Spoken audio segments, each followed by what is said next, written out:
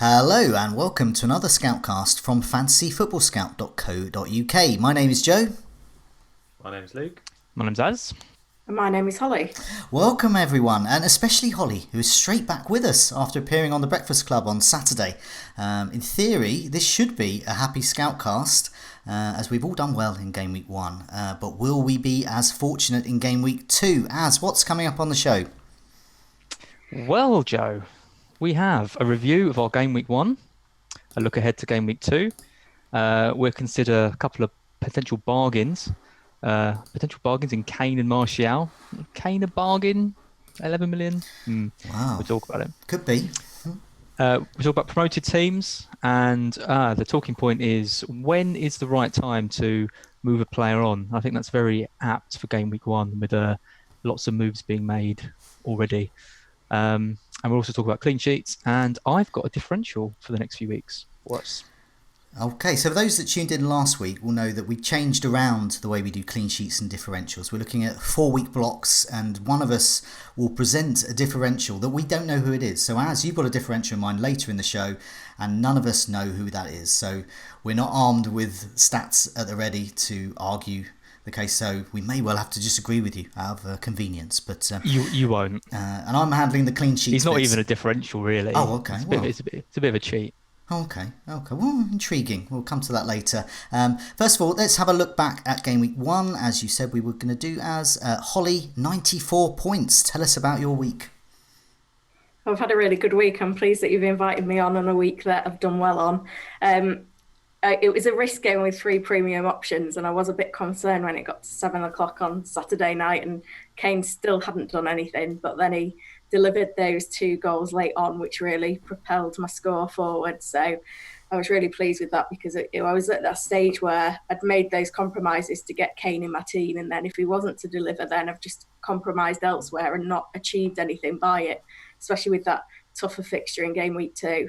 So that paid off for me. So I think it was about 23,000 worldwide overnight on Saturday. Mm-hmm. And then things went downhill a little bit on Sunday with all the Manchester United fans that have all got 3 Manchester United players in their team doing really well on Sunday. So I went a bit down the rankings, but I was still really pleased with how things went. I mean, all 3 of my premium options performed. 3 of my 4 premium defenders performed. Pope did well as well. I think the issues there is that the fact that the players that I took a punt on to afford the squad that I wanted didn't really do a lot, and there wasn't that much in terms of the stats to suggest that they will be doing something soon, because they all had fairly good fixtures. But that's the part of my squad that I know that I'm going to have to work on now.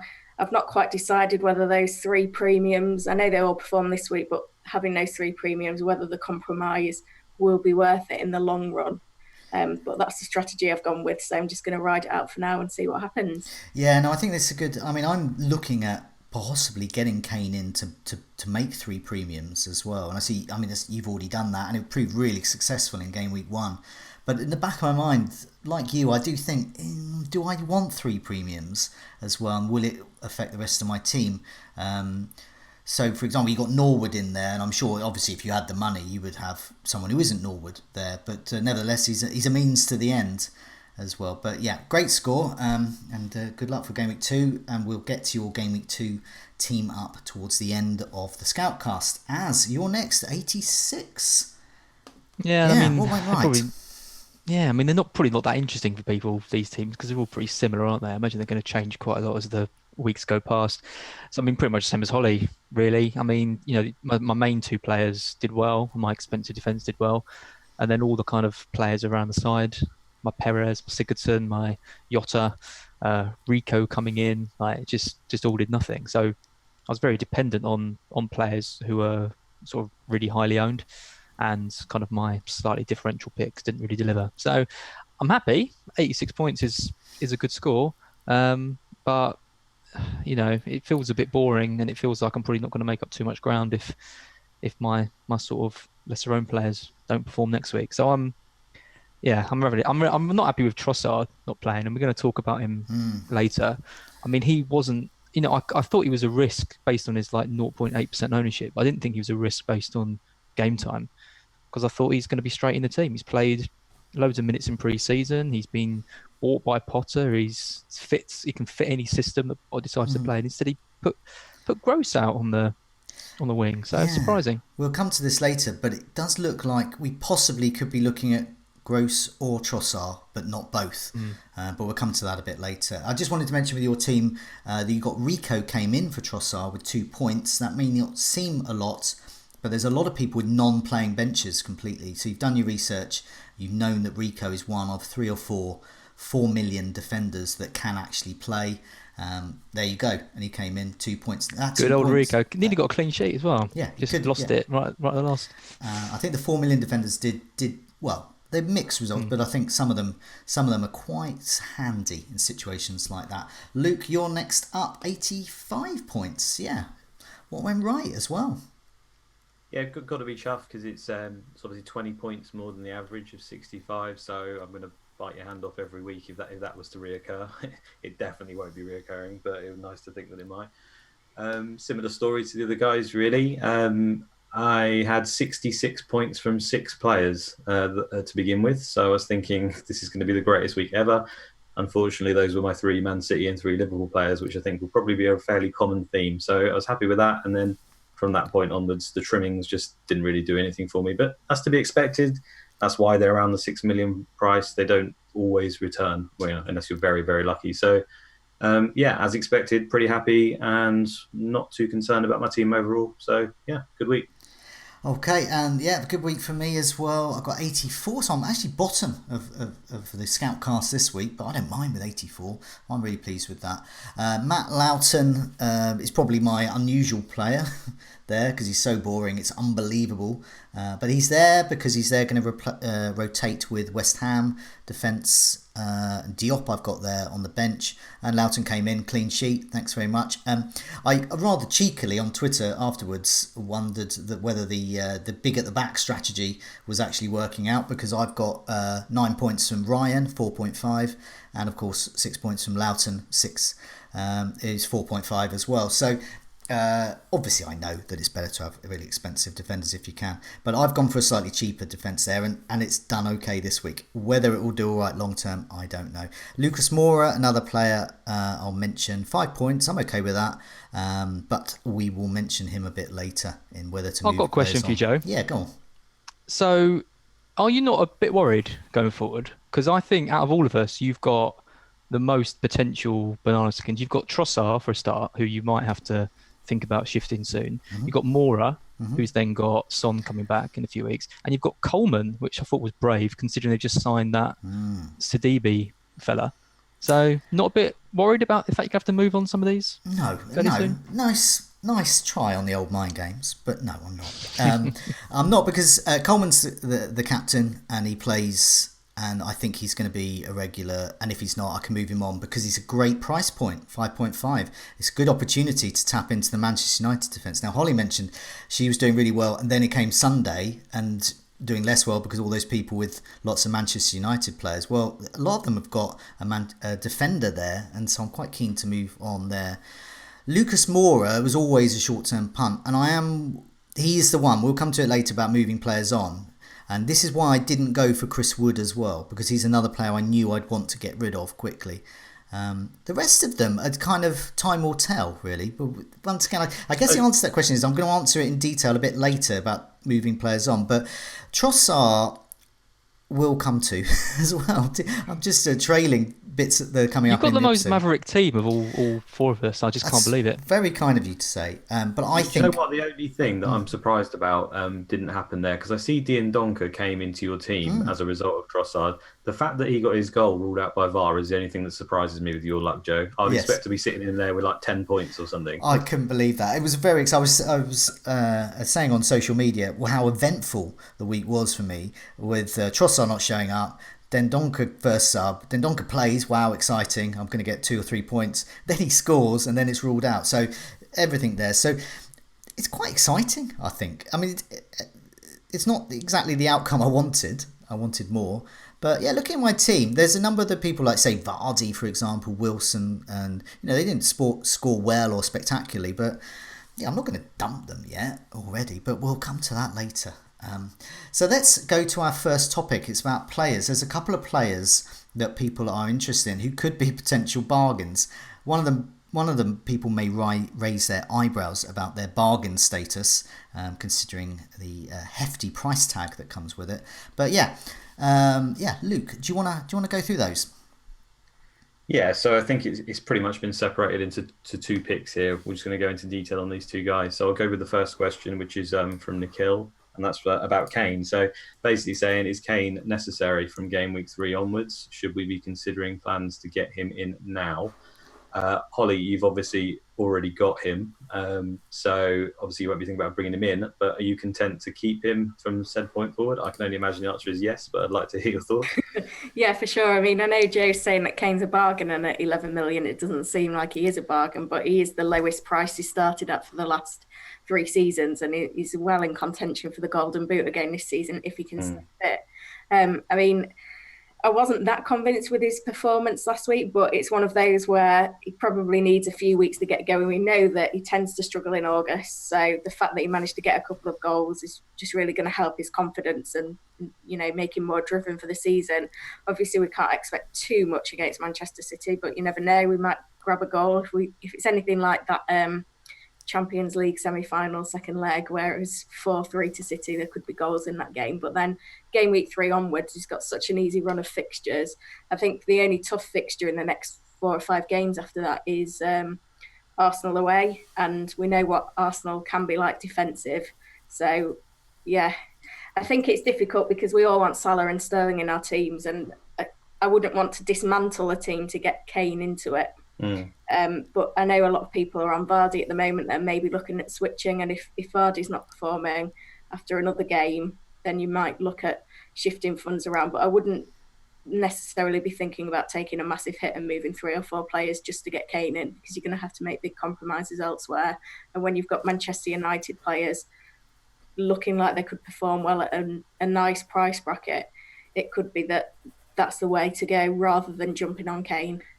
Okay, yeah, good point. So does the fact that Eriksen got benched and then came on and some people say changed the game, does that situation sort of concern you at all? Do you think it's going to affect Kane basically? Well, we've seen those statistics, haven't we, now that Eriksen really helps Kane's game.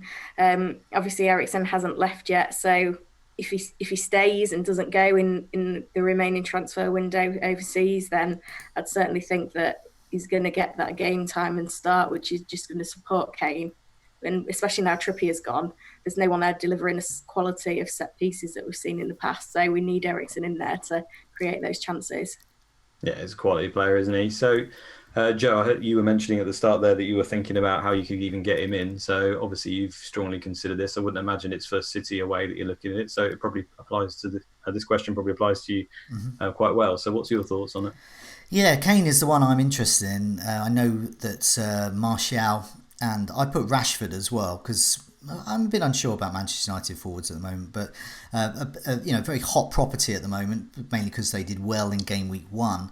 But with Kane, it's why I've got Vardy in, because Vardy's a potential cash cow. He's 9 million, and he's sort of ready and waiting for game week 3.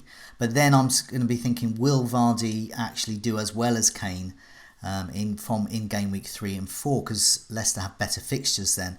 So if I decide to keep Vardy, then suddenly players like Martial for Mora was on my watch list. I don't like Manchester United against Wolves though, so it's not a move I'm immediately going to do, but I do like them for game week 3 onwards. So if I continue... So I'm continue to watching, really, and I'm watching Kane as well. But looking at the underlying stats, so you know I'm a stats person, so here's some stats from the week. Kane, top for goal attempts, and 6 of those were shooting inside the box. Just a reminder, people with strikers, you want them to shoot close and you want them to shoot on target. And so 2 shots on target's okay, 6 inside the box, 8 in total, that's good. Martial, 4 shots, 2 inside the box, 2 on target. I quite like them. It's quite good, but 7.5. But with Kane, I really like his stats there. With Rashford, 4 shots, 2 inside the box, 2 on target. These are once again quite good results. So just thinking of a couple of players that people are starting to perhaps go off after game week 1. I mean, I'm watching brief on them at the moment. But Callum Wilson, for example, just 1 shot It was inside the box and it was on target, but just one shot. That's poor. And Vardy, I've got a 0 next to his goal attempts. He's just got zeros everywhere. So Wolves obviously did a number on Vardy there. So I just wanted to mention those stats in comparison. So already I'm impressed with Kane's volume of shots. I'm impressed with where they are, and I'd like to see him have a few more on target, but I'm okay with that. Long answer to your question. Yes, Kane does interest me, but I'm keeping a watching brief. And I also want to know what the Eriksen situation is. They clearly need Eriksen, or at least a creative midfielder. And Eriksen could actually go. I mean, the transfer window, I believe, is still open for Europe, so he could go. They can't bring anyone else in, but Eriksen may go. So if he goes, well, then I'm not interested in Kane so much. They've signed that Argentinian winger. Is it? I can't. Telkelsko or whatever his name is. I'm not sure what it is, but he's apparently in that sort of mould. So I suppose we haven't seen anything of him yet, so he could potentially be the option. But Eriksen's class, it'd be hard to replace him, wouldn't it? So, what's your thoughts on getting Kane? Well, my thoughts are, like, we all knew he was going to score 10 plus points against Villa at home. Like, it was inevitable. He was against the promoted side. It's Kane. Everyone was talking about August in the first game. It's all a load of rubbish. Like, he was always going to score 10 points in that game. So, I'm not surprised. I didn't go into the Villa game thinking he's not going to get a massive haul. Why I didn't get him was because I wanted to use the money to strengthen the rest of my team. And I did consider having him. But in the end, I thought the value of putting more money into defence and going with the 2 Liverpool defenders, which admittedly Holly's got as well, but spending a bit more money around the squad, having Wilson over King, that kind of thing, I thought was worth it. So it hasn't changed my thinking that much because I knew he was going to do it. And actually, I think he got quite lucky because the first goal he scored, great finish, but I mean it was just such a cock up from the defenders. So I wasn't. He had a lot of shots. Grealish got his pocket picked. Did he try? Well, exactly. Yeah. And I mean, he didn't perform in that game where I think, I must get him in immediately. I'm happy to wait on him for it. The other good thing is he's got City away next, so you can afford to wait. And if you do manage to bank the transfer, we can see how Liverpool perform without Alisson in goal. And, then I can move some money out of defence and think about getting him in. I think, because, if he gets a brace against City, then it's going to be hard to not go with him. But at least you've got the money in defence that you can take out and think about how you can upgrade, even if it's for a -4 or -8. So you've always got options to get him in if you save the transfer this week. So I think it's just an easy wait and see. I think I just wanted to add, because Holly has Kane in her team, and the way she described her game week 1, that is a familiar story of many a game week with Harry Kane. Is if you captain him as well, you're left so frustrated for like 80 minutes or so. And you're wondering, where are these goals going to come? And you're wondering why you're going to spend so much money on him. And then he pops up with a couple of goals, gets maximum bonus, and then you think, that's absolutely fine. But that's my question, because Holly, are you planning on captaining him like in the next, in the next few weeks? Because that's one of the main reasons why I didn't go with him, because I just thought I'm going to captain Salah or Sterling every week. And he's a lot of money for a player who I'm not going to captain.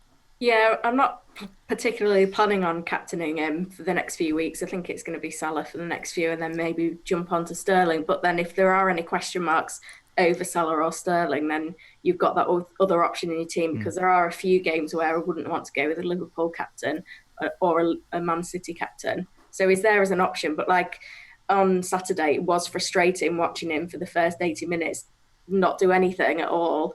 And you're like, oh no, it's the same August Kane. So it's just one of those that you just need to ride with. But yeah, I was underwhelmed by his performance, if I'm honest, and quite relieved that he managed to get those goals at the end. The overwhelming feeling was relief. Yeah, and I just want to say as well, you did mention at the start that his price this year, the captain armband, I don't think needs to be synonymous with him so much, because his price has come down that little bit. So I think he's good value at that price, almost regardless if you captain him. I think you could make a case for it.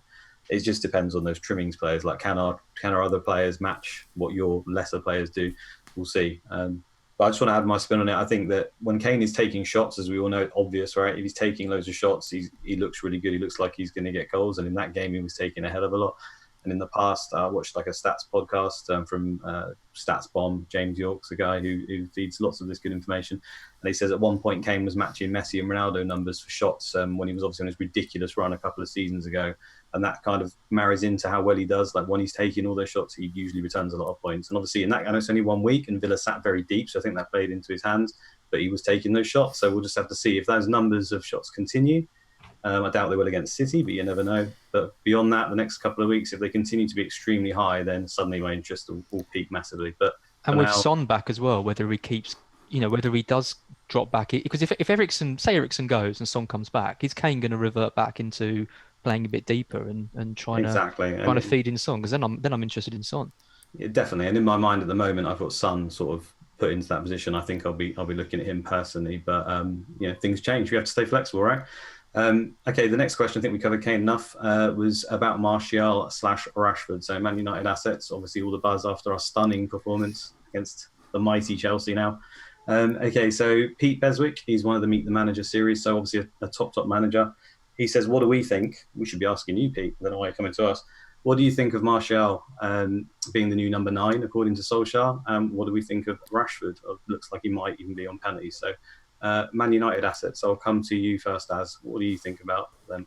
Well, I love Martial. I love what Solskjaer said about him. I mean, his quote at the end of the match where he said, if he's coming in off the wing and shooting, that's fine. But we want him to do much less of that. And I want him scoring goals like he scored right in the centre of the box. I mean, for a 7.5 midfielder playing for what looks like a quite exciting and attacking United team who are going to break, fast against teams, then I think he's an absolutely great pick. And I think we're quite lucky because I think this Wolves game is a tough game for them. So it lets us just sit and wait. And if they had someone like Norwich at home or someone, then I think there'd be a lot more kind of clamour to get him. But I think with this Wolves game, we can see how he performs in that. Wolves are quite an attacking team, so I would have thought that he would have chances in that game as well, and we can kind of see how he performs. Rashford's an interesting one. I mean, he's a bit more expensive. He uses up a striker spot, which in some ways is better because there's more midfield options, so it kind of takes one of those spots away. Might be on penalties as well, which is good. But I think, for $1 million less, I think Martial's the one to go for. Yeah, they look good, right? And again, one game. We have to put that caveat on everything. I feel like it is one game, but for a one game, what a game! They did really well. It wasn't great on the eye to begin with, but the result ultimately and the points is all that really matters. And obviously they performed in that area towards the end of it. Holly, what do you think about Man United assets? Are you thinking about ripping up your team to get some of them in? Well, I wasn't expecting that 4-0 scoreline. That really took me by surprise. I know a couple of really die-hard Manchester United fans that were saying pre-deadline, look, he's number 9. You've got to get him in your team. And obviously Martial did deliver. Going back to what Az was saying about penalties with Rashford, I did read somewhere in the press that it was said that whoever wins the penalty will get to take the penalty. So that's something to consider, which is why I'm probably leaning towards Martial at 7.5 compared to Rashford at 8.5. Can't wait to see Lingard take a penalty. I'm just struggling to find now that slot in my side to put Martial in because I've literally eked funds out of every price point to try and get Kane up front. So I'm currently on Perez at 6.5 and I don't know how I'll find that extra million. But as we've said, we could give it another game. But we saw last season how once Manchester United started clicking, they just really ran away with things. So I think they're probably going to go through that phase of being in great form. They're obviously performing for Ole Gunnar Solskjaer at the minute, but whether that continues long term, I do doubt that. But I think if we see a similar performance against Wolves, then they're certainly good to hold for the next month or two. And the fact that they're so highly owned in the game is really going to hurt your rank if they continue to perform and you're not on board with them. Yeah, it's kind of annoying, isn't it? My team annoying everyone, Man United. I should have loads of them in my team because I'm supposed to be a fan. But, well, in the past, I binned them off when we were terrible and it seemed to work for me, but maybe I have to rethink that strategy. Joe, what do you think about Man United assets? Yeah, well, I've already given the stats for Martial and Rashford, and I've said they're very, very promising, especially for Martial at 7.5, being a midfielder. Those 4 shots, 2 in the box, 2 on target. I like that. But just let me read you something.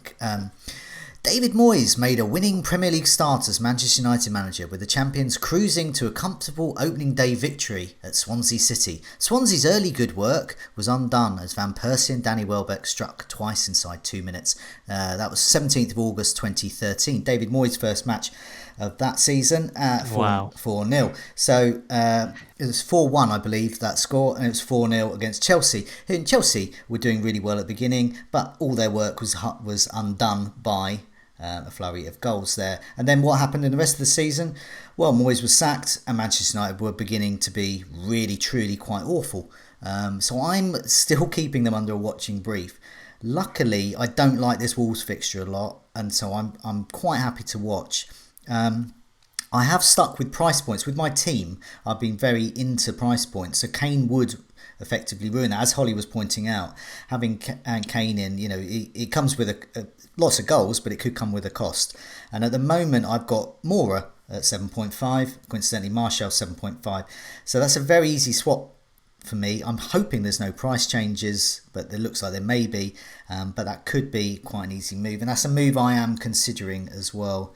There, as you said, I think you've all said really. I think we're all quite keen, but we're all being quite patient. I think, and it's worth having a, and that David Moyes match report. People should read that. It's spookily like the victory over Chelsea. And don't ever mention his name in my presence, Joe. Well, he made a spectacular winning start though, for 1-4. Yeah, well, still, I'm not forgiving you for ever making me bring back those memories of that season. My thoughts on it are that Martial has pretty much interested me from the second he entered the league, because he just looks good for FPL. He scores goals. He was our top goal scorer that season. And whenever he's on the pitch, it's generally been a pretty good result for Man United, for FPL in terms of points. So I do like him as 7.5 playing up front, like as the central striker. And he's a midfielder, so you get the extra points. Yeah, but why not? He looks like a good pick. It's just Martial's attitude sometimes is called into question. And there were even times during that game at the beginning where he didn't look that great. He obviously came alive occasionally. So that would concern me, because we've been here before with Man United and the attitude issues. So the bigger take I took from it really is just, we don't really know about Chelsea. Were Chelsea just awful? I don't know. I think, I kind of was a little bit down on Chelsea at the beginning of the season. I saw a lot of people saying that we could have potential picks there because of their prices, and I still agree with that. But Chelsea were, I think, a lot worse than people expected them to be in that game. And I don't know how much we can take from that in terms of, when Man United come against Wolves, who I think are probably a much better side, certainly on the evidence of day one at the moment, will he be able to repeat the trick? We don't know the answer to that question, but I guess we'll find out, and that's why I want to kind of wait a little bit to get a little bit more information to see if it was, Man United were great or were Chelsea just really bad. I thought, with Chelsea, I thought they did look really good at first, and I thought as soon as the goal went in, their heads dropped. They were the better side in the first half. They were the better side, but it was Zuma I thought he was terrible in that particular game. He's obviously not a terrible defender, but then who's he played for? Everton and Stoke before. He's messing with the big boys now, and I don't know. I mean, on that evidence, he's not doing well, but it's just one game week. So I think it's a bit of half and half. But as I said with the David Moyes, sort of bring him up again, you never know. You never know whether that is a one-off or that is actually what Manchester United can be like the rest of the season. If they're going to be piling 4 goals against opponents every week, well, every team should have Martial in. I mean, not every team will, but every team should, because he's going to be that good. I think we should move on to the teams we're looking at, and this is the promoted sides. So we got some questions from the community about these, haven't we, Az? We have, yeah, and 2 of them were on TV, so I imagine quite a few people saw Villa versus Spurs and Norwich v Liverpool. So I guess the question is, who are going to be the whipping boys this season? It looks like, we'll answer the question in a minute, but none of them looked like they were going to be the whipping boys. I thought they all put in quite solid performances over the weekend. So Andy Nash asks, which players from promoted sides are on our watch list now after game week 1? Is McGinn a potential bargain to bring in? Heath says, which promoted sides passed the eye test? Summit says, which cheap strikers impressed among the promoted sides? I wonder. And Abba says, please talk about Norwich and the Pukey Party, which may be starting. So let's come back to you first, Joe. What do you think about the promoted sides? Okay. Did you manage to see them much? I saw the highlights, saw what I could, and obviously looked at the stats and those types of things. But here's my take on it. Aston Villa's fixtures tempt me. Pukki from Norwich tempts me. If he can score against Liverpool, he can, in theory, score against anyone. Sheffield United value tempts me. And looking at, so here's the underlying stats, looking at shots and goal attempts and where they are as well. Pookie top 3 shots, all inside the box. I like that. That sounds good to me. When Norwich's fixtures improve, definitely someone I'll be looking at. McGoldrick as well, I thought did quite well, considering he's only 5.5 for Sheffield United. 2 shots, none inside the box though. So that's a situation to monitor. Is he a guy that shoots from distance, regularly, or is that just a one-off there? McGinn, obviously, midfielder, 5.5. He's very much on my watch list. If I was to get Kane, more to McGinn this week would be very easy, because then I've got 2 million to move Vardy up to Kane. He was very advanced, wasn't he, McGinn? Yeah, I was watching that Spurs I like game him as a player, but I like what he offers me. I said last season that Ryan Fraser was weirdly the key to unlock my wild card, because I was looking for a 5.5 midfielder who scores and behaves like a 7 or 8 million midfielder. McGinn could be that person. We don't know yet, but he could be. So watching out there. Definitely. And you've also got Luke's best mate, Callum Robinson. Well, Robinson, 5.5, 2 shots, 1 inside the box, 1 on target. So, he's showing some promise there. Lundstram is another player. Sheffield United fans absolutely hate him. I've no idea. They keep saying, he's going to be benched, he's never going to play. Well, he's played all summer in pre-season. He played in Gameweek 1. He was arguably one of their best players, if not their best player. And I think he was fantastic for 4 million. If he is starting every game, which, despite what Sheffield United fans are saying, he appears to be, great. I may even start him this week, because he got a bonus point as well. I like the idea of a defender who can get bonus points as well, so especially if they're 4 million and have kind fixtures. Just want to mention Wesley as well. I know that, I think it was David O'Neill for our site, and this is something that Aston Villa fans have said about Wesley, that he may not be a good FPL asset himself, but he could create other players to be good FPL assets. And what he's doing is sort of holding the ball up, getting in the way, creating space for others. And we've already seen that with McGinn. So that's something to watch out for. As in, avoid Wesley, but get all the players around him, because he's making space for others. So as a real life footballer, he's looking fantastic. But as an FPL asset, very much unsure of at the moment there. And just mention Norwood as well. He created a chance for 5 million as well, so he's in Holly's team. So there's a ray of hope there with Norwood. So not just an enabler. Who knows? He could turn those chances there. So that's my take on those three teams. Plenty of potential. I'm not going to have a go at any of them yet. Yeah. I mean, I think people were surprised and impressed with Norwich in that game against Liverpool, just because the manager said he was going to attack, and they really did. They really did attack, and the scoreline is harsh to them, because they could have, if they'd put away some of those early chances, you never know what they could have come away with. And I mean, Luke and I were talking about this earlier, but I've always started the season with a promoted striker. It's always been like one of the first names of my team sheet. Who got the most goals in the Championship last season? Start with them, and go from there. I mean, I had Mitrovic last season. He did really well for me at the start. I think he was around the same price, 6 or 6.5. And Pukki looks like he's going to be that player again. I mean, Norwich are clearly a really attacking team, and they're completely set up to get the most out of him. And he is going to terrorise defences. You can just see it, because he's just always there. He's buzzing around. He's going to pounce on mistakes. And for 6.5, I think he probably is, along with Jota, the best option that you can go for. And I'm glad that I upgraded from Wesley, because at Wesley at 6, you haven't really got many places to go. You can't run from Wesley, Joe, as you would say. No. But at least at 6.5... Jesus, imagine him chasing you. I know. Scared out of my life. Yeah, I know. Well, it's McGoldrick. McGoldrick, you definitely can't run from. I think you can walk. You can walk or limp, wounded away from Wesley. But McGoldrick... Ooh. It's hard to... One of the things that really cost me last season was having cheap strikers, 2 cheap strikers that I couldn't run away from. So I had Ings and Success at one point, and I just couldn't upgrade them, because I kept having 5s to put out in my team and all that. And actually the 6.5 forwards are decent. And I think Pukki is probably the standout. When Norwich's fixtures improve, and I think this Newcastle game is going to be... It's a difficult one, because I think if you've got someone like Josh King, I think the temptation to move King over to Pukki must be it must be pretty strong, right? Because, I mean, if you look at the expected goals, I mean, Pukki had, I think, 0.49 or something, and King was on like 0.06. Pukki had more shots. And this is against Liverpool, and King was against a newly promoted team. So I think if you've got Josh King, I'd be really tempted to make that Pukki move. Did you just say you couldn't run away from Ings, the man with one leg? I know. Well, you probably could run away from Ings probably quite easily as he hobbles after you. Just wanted to pick you up on that. Oh, he's a nightmare player. What do you think, Luke? 'Cause you've got Josh King, haven't you? You're thinking about Pukki?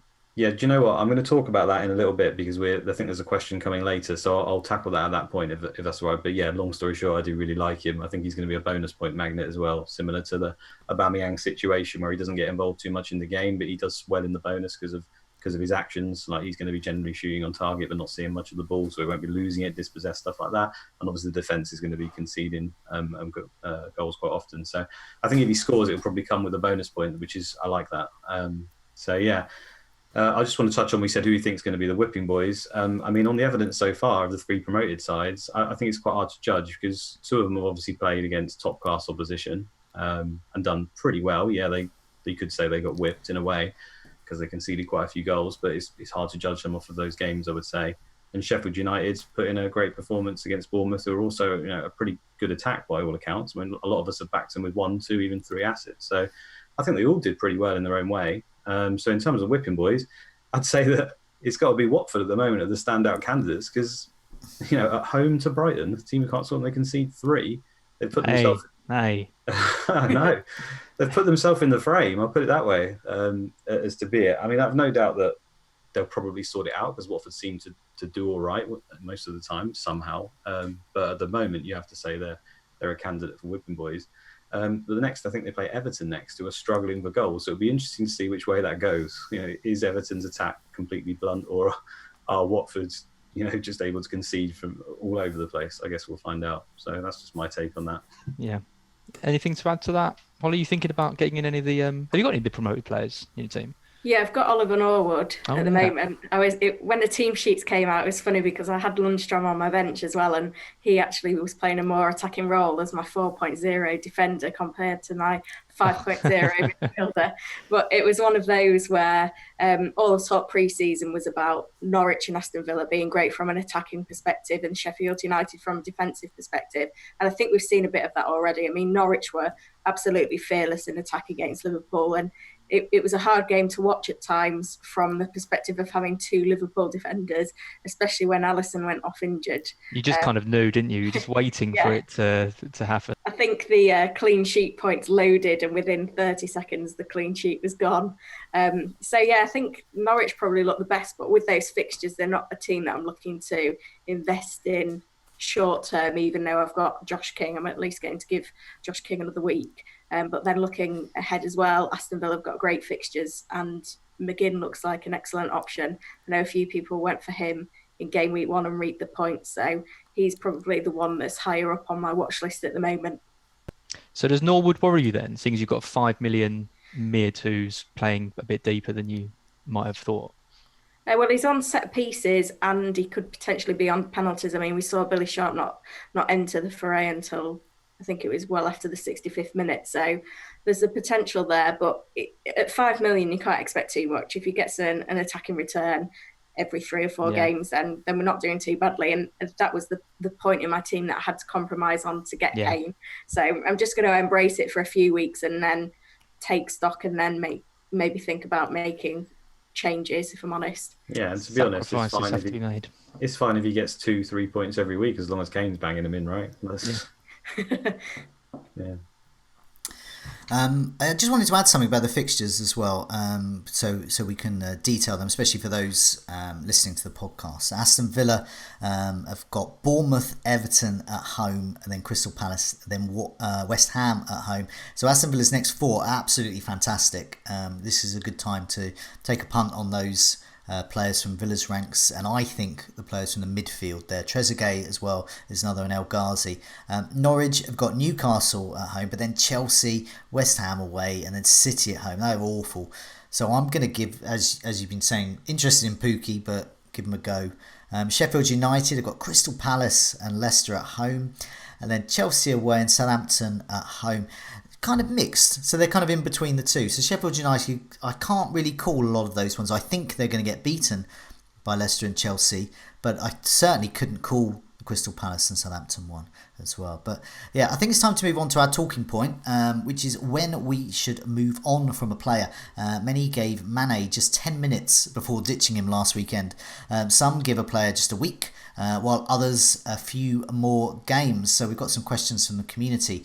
Tom says, how long do we give a player to prove himself in your team before, and this is harsh, culling them? Ooh. Sadio Sane, how aggressively should you be with transfers in Game Week 1 or early on? How long do you look ahead? And a whole bunch of people were specifically asking about Trossard as well, and why he didn't show up and whether people should move on for him. So Imayed Hassan, Mo Lifar and Babino's forehead, among others, should we consider ditching him already?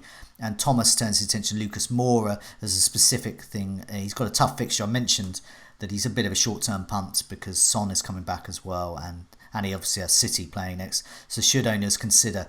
And LJ is interested in Perez, whether to move him on. That really is quite impatient. But I just mentioned those players because they're an indication of the kinds of people, the kinds of players that the people are thinking of dumping. I've got in my notes here, ask Luke first, how long do we give a player? So, Luke, how long do we give a player?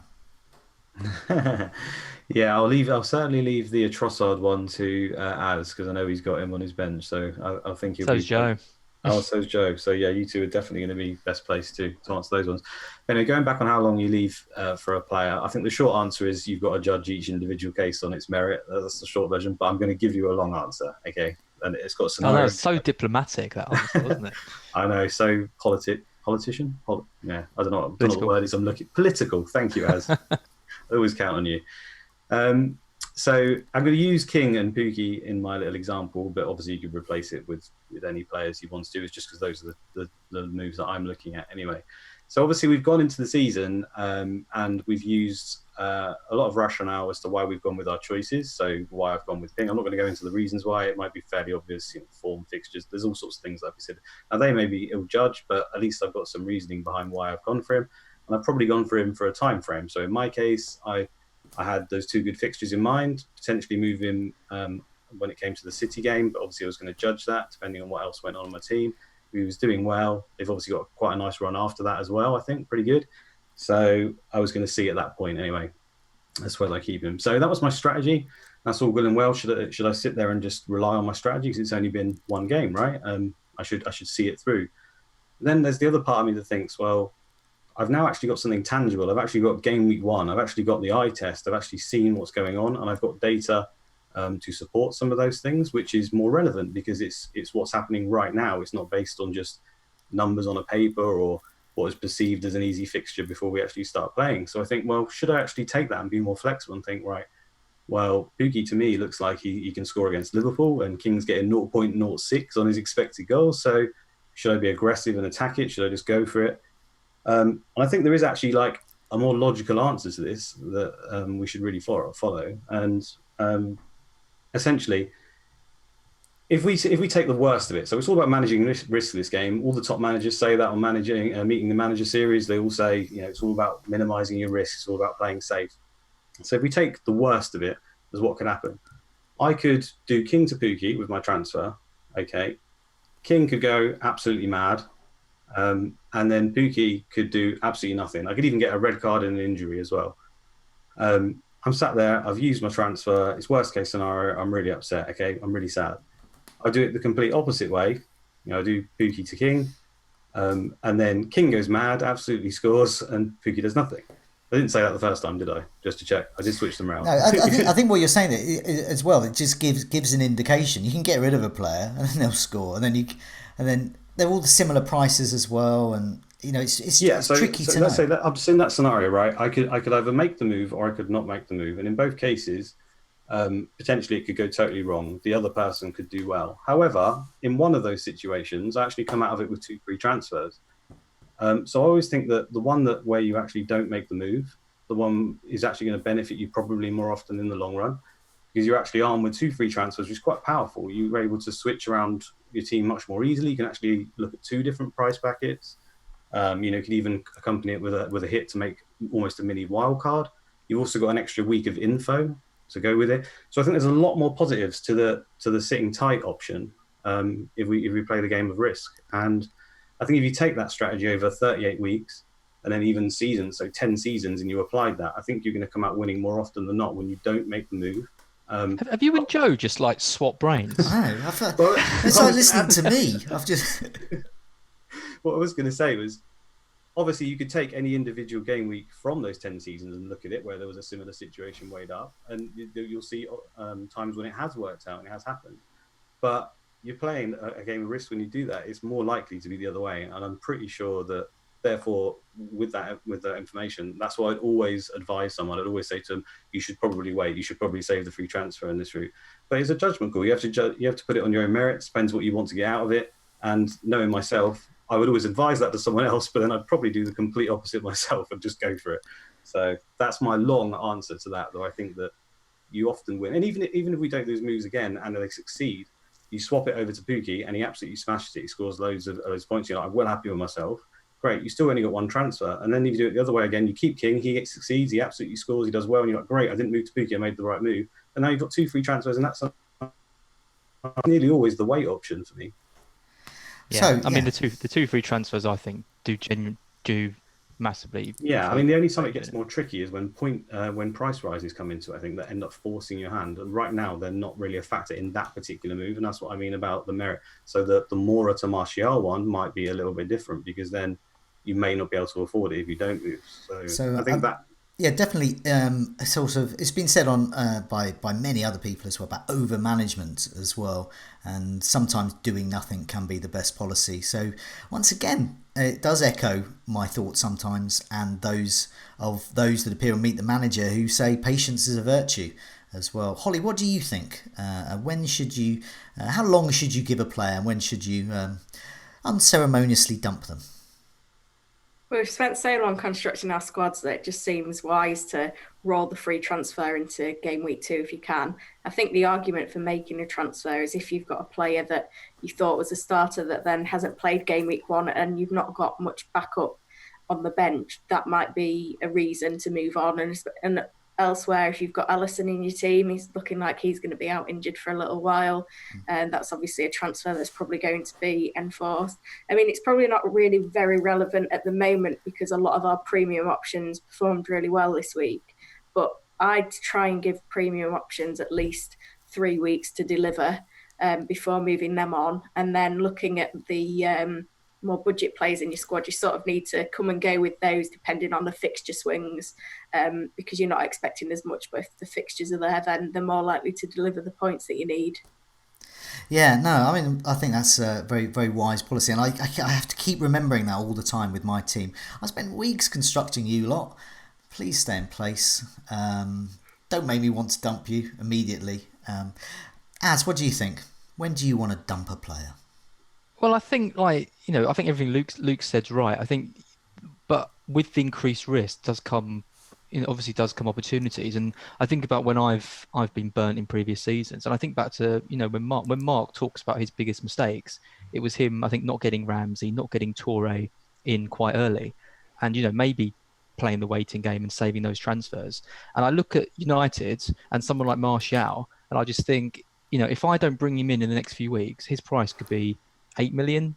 It could even go up to 8.5 million if he just carries on scoring, and then suddenly you've completely priced out of getting him. And there's last season, I just kept avoiding him, and his price just kept going up and up and up, and it just took me further and further away from being able to bring him in. And especially with United as well. United have always been the team which I've thought, if there's bandwagons that start emerging with them, there's players that are scoring well with them, they're players to bring in early, because people flock to United players. There's so many United fans in the world, more than any other team. And if Martial, Rashford, Pogba, Maguire, if all of these players you're thinking about, I think you need to jump on those players early, because in 2 or 3 weeks, they're going to be, way more expensive than if you just got them in. So that's my take on that. I think, in general, patience is really important. But I think if you've got information like what Potter saying about Trossard, saying that in difficult away matches he's going to favour experience, then I think you do have to act quite quickly to ditch Trossard. So he's definitely on my list of players I'm looking to take out fairly quickly, because I just don't like those comments. Yeah, I mean, for me, I think that certain players fall into different categories, really. So there isn't a hard and fast blanket rule like, dump a player after 4 weeks, that's it. No matter what, give them 4 weeks. But I just think that, so injured players, obviously Alisson's been mentioned. Obviously you want to remove them. Others, there are often reasons behind benching. So going back to Trossard, for example, that aren't to do with form. So the quote from Graham Potter with Trossard was unlucky not to start. We went for Pascal, and that's talking about Pascal Gross, experience on the opening day and an away fixture in the Premier League. So reading between the lines in that, he felt that Trossard wasn't ready for the opening day for a big match like that. So for big matches, say for example when Brighton face City, Potter perhaps is going to be looking at Gross more than Trossard. But also the away fixture is intriguing. So is he constructing an away and a home type team? He can play 3 up top, or he can play with and have Gross on the wing, or have Gross in the more attacking midfield role. There's lots of options there. And fans of Swansea last year said that he's all about that. So you sort of know what you're buying into there. Trossard could be good, but I'm not sure he's going to be good for a number of games. I think a similar example, and probably a player who's more highly owned than our Trossard, is Bernardo Silva. So, people bought him in thinking he was going to be, pretty much the main man in that City team. He misses out on the first game for whatever reason, whether a little injury or whatever. But now Mahrez is in the team and performed, incredibly well.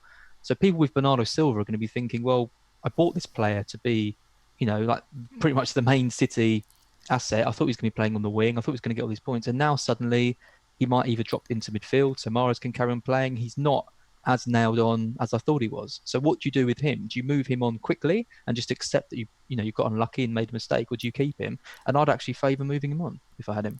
Yeah, I mean, there's also these other players like Lucas Moura as well, and I'd probably put the Burnley attackers in there. They were sort of a 1 week punt players. That's why I didn't have a Burnley attacker and Moura, because I felt that was too much of a short-term punt. But it's okay with one player. So they're ditchable basically after one game, really, because that's their job there, especially because Moura has a really tough game against City. But there's also the players, and this I think is the broader group of players, is players that I think, and I think all three of you have talked about as well, it's about players that need a little patience to prove themselves in terms of form. So for me personally, it's players like Vardy, Wilson and Jota, who didn't do spectacularly well or well at all in game week 1, but I just think they need more patience with them. Fraser is another one for some.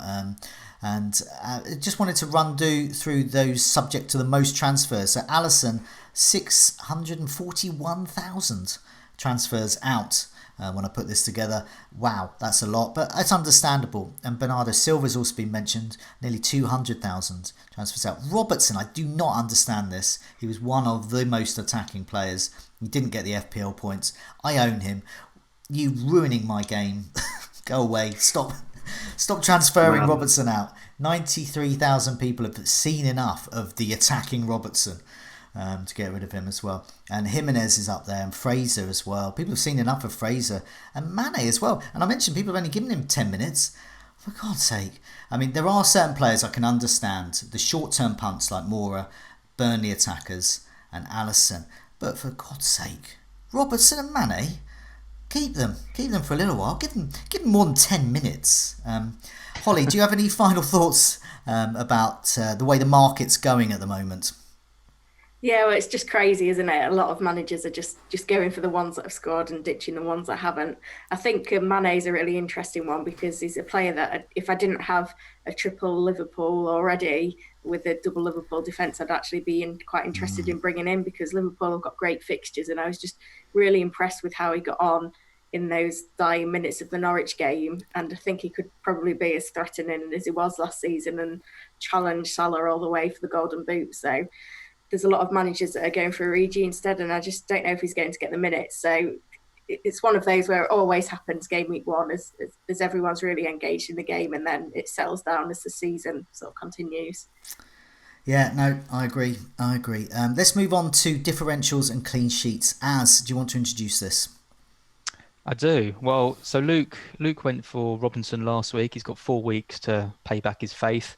Unlucky not to get you some attacking returns straight away. I think Luke had a good game. Thanks, mate. Must be pretty confident with him going forward, I'd say. Yeah, he got for our man of the little thing. match in Sky. He had a couple of nice turns. He looked a tidy player, and he didn't get subbed off. He started and didn't get subbed because that was his main negative, I think. So, yeah, let's hope that continues. Yeah. So, as we kind of said last week, the idea of these is rather than just doing the 1 week pick that we used to do, it's to actually give them a bit of time to justify the faith that we're showing in them. I mean, it's not going to be very surprising who my pick is. It might be surprising to know his ownership though. I am firmly backing the Pukki party. 4.7% ownership in the game, with Newcastle at home next after that performance away to Liverpool. I think he's a really, really strong option this week. He's then got Chelsea at home, so we're going to know a bit more about how Chelsea are going to be after their match at Leicester. But early signs are he could get a goal in that game as well. Then they've got West Ham, just lost 5-0 to City at home. I think I fancy him for goals in that game as well. And then he's got City at home. Okay, not the best fixture, but I think in those, if you're looking at Pukki for the next few games, I think he's got a goal a game in him for at least for the next 3. And you never know against City. One mistake and he's going to be there. And actually City have, I'd say struggled a bit, and they're less dominant when teams do actually attack them and don't just sit back. And I think that Norwich game, there could be goals in that for both teams. So I'm not completely thinking that's going to be a City clean sheet. So we've talked about Pukki. He's my option for the next 4 weeks. We haven't really got much more to say about him, have we? I'm guessing you all think he's a good pick. Well, I think I did say earlier that I did think he was a good pick. I'm interested in the fact that if you can score against Liverpool, you can score against anyone. Possibly not City, but you never know. Their defence actually hasn't looked good in pre-season. I say good as in guaranteed clean sheet every match. So yeah, he could score in the tough games. That's what you want from a 6-5 striker. You want them for the easy games against fellow minnows, and then you want them for the tough games. So yeah, reluctantly, I agree with you, Az. Thanks, Joe. I think he's a good pick, and I also think it's good for when Norwich's fixtures turn. If you're going to wildcard later, if you're going to wildcard early, forget everything you just said and just get him in when Norwich's fixtures improve, because they're not great at the moment, but worth a go. Anyway, Holly or Luke, do you have any thoughts on Pukki before we move on? Yeah, I think we can probably ignore the fixture ticker when it comes down to Pukki, because as you've said, he can perform against anyone. And I was quite surprised in that Liverpool game, the fact that the centre-backs weren't just Liverpool centre-backs weren't just knocking the ball around at the halfway line. I think we'll see that they've got 3 good games in the next 4, Norwich, really, from an attacking perspective, especially if Chelsea are as woeful as they were against Manchester United. And then we've got to also consider the fact that Norwich aren't going to sit back against Manchester City. He's not going to be used as a target man just to try and get the ball and keep possession. So you never know what could happen in that game. So I like it as. Yeah, so good. Going well, this. So it's going well. Luke, do you want to just give it a re-endorsement or just want to rubbish Az for this? Well, I'm thinking of bringing him in, aren't I? The only thing I'll say is that Drimich is his name. He came on for Pukki, didn't he? And I think that there's a potential for Pukki to run himself into the ground in games and maybe get subbed early, but that may not matter. But it's certainly something to consider because he was a good signing for him, I think. So, against City, can you see him lasting the 90 minutes? Probably not. So that's just something to consider. But that's the only negative I can really find on him at the moment. I think he's a good pick too. The last thing I'll say is just because I think King is the good comparison. I think because King to me just isn't a particularly great FPL option anyway. I know lots of people like him, but to me he's always just kind of backup striker. Wilson's the main man in that team, and he's the kind of one that just kind of floats around. He's not really a striker, I don't think.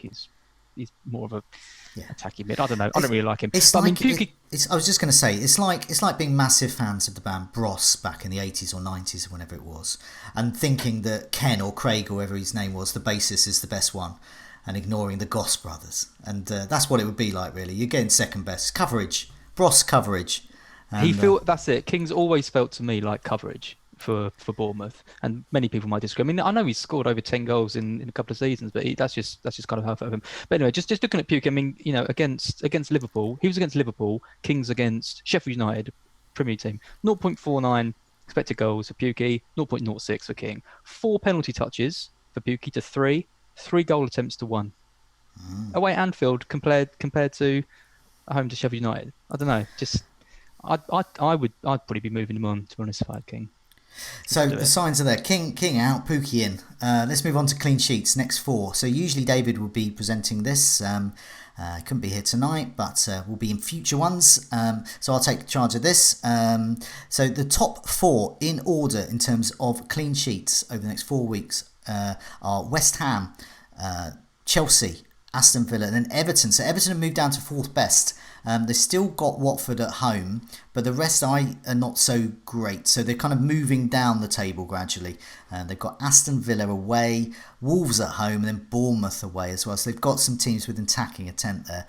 Chelsea defence moving up to 2nd. That's interesting. So they've got that tough Manchester United game out of the way. And then they've got Leicester, still a tough game, but then Norwich, Sheffield United and Wolves. As we've said about Pookie can score against anyone, but I still think they're great fixtures there. Villa look really good. We mentioned their fixtures already. 3 home games in the next 4, all winnable. West Ham are entering a good run. That's good for me. My rotation with Burnley hopefully will play out well there, with the West Ham keeping clean sheet, and hopefully they won't concede 5 goals every match as well. But yeah, before we wrap up, let's talk about our plans for the coming week. Let's go to you first, Holly. What are your plans for game week 2? I think I'm just going to line up with the same side that I started game week 1 with. I know Az has given a convincing argument there for King to Pookie, but I'm determined to give him that second game because I got him in for those pair of fixtures, and even though Bournemouth didn't create much last time, I'm hopeful that they'll be able to get a bit more success in this fixture compared to Sheffield United, who are more of a defensive outfit in general. So yeah, lining up with the same team. I think Salah's probably obvious for me in terms of captaincy, although I do like Aubameyang this week, but obviously I've not got him in my side. And yeah, I'm just going to try and roll that free transfer if I can. And then that just gives me more flexibility going into game week 3. So it's quite an easy selection for me this week. Yeah, well, you've said, as you said, you spent all summer preparing this team. You've set it up for a number of game weeks, not just game week 1. And there we go. That's it in action, really. Roll out the same team again and hope for a good score again game week 2. Moving on to me. So I've cheekily got Lundstram as one of my 3 defenders at the back. So basically what I've been doing is I'm going to rotate my Burnley and West Ham defenders. It worked well last week. I hope to get and so I hope Diop will do well again. But it is against Brighton. I'm a fan of Brighton, and also I'm hoping that Trossard turns up as well. So I think this could be a chance for me to play Lundstram as well. So I've got a third option to put in that rotation. If the Sheffield United fans are completely right and I'm wrong, so then I'm just going to look at him getting no points, and then he'll get replaced by Diop anyway. So, it's an interesting situation. Elsewhere, patience could be a virtue. I think if I do make a move, more out possibly for McGinn, and then use that 2 million possibly for Kane the following week, or possibly elsewhere, and just keep it in the bank and move it around the rest of my squad and maybe bump up another role. And that's the kind of long-term view. I don't think that will go wrong. I don't think Moore is going to get tremendous amount at City, because he could get something as well. I do like the look of Vardy though in the future. So I'm just watching Vardy. He's got another game week or 2 to show me what he's about, and if I feel that he can get somewhere near Kane's output, then I'll keep him, and I will use the opportunity I think the following week to get Martial in. But for now, yeah, I'm taking a leaf out of Holly's book there. I've spent all summer preparing this team. If anything, I've got a few more choices with Lundstram, but yeah, say business as usual. Salah captain as well.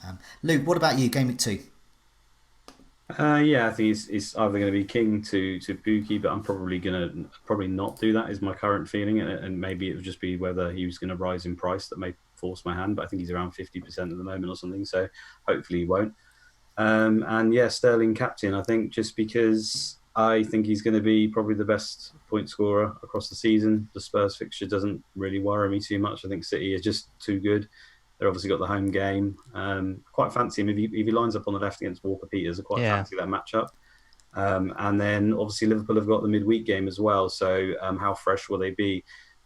Because Klopp seems to sort of play Salah pretty much 90 minutes every game. So maybe in this one he won't, but sometimes I think that can have an effect. So I'll be going Sterling captain and probably not making a move. Okay, and Az, what about you? Game week 2.